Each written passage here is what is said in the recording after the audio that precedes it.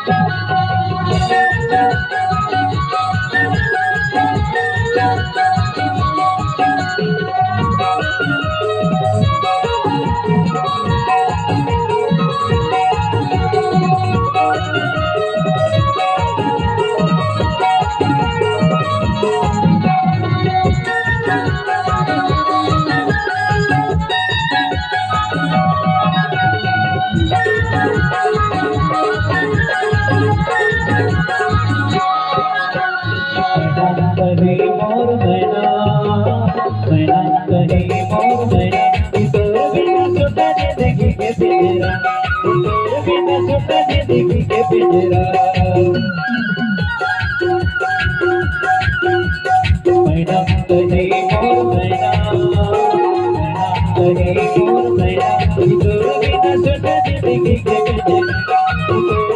सुना दीदी के गजरा मोर सपना के सुना है फुलवारी रे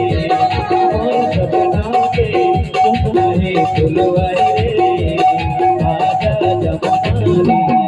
आजा रे आजा नैना की आजा रे आजा रे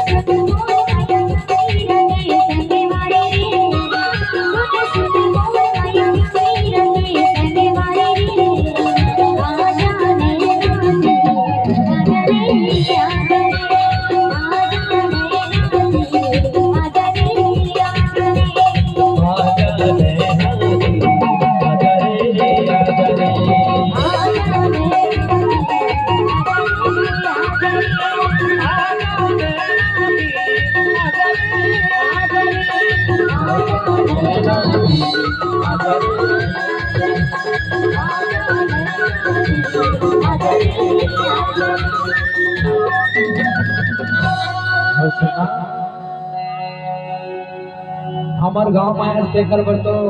पसीना बहाना पड़ी हो तोरले किथा है तो सुनना बताना मैं तोरले बाड़ माया कर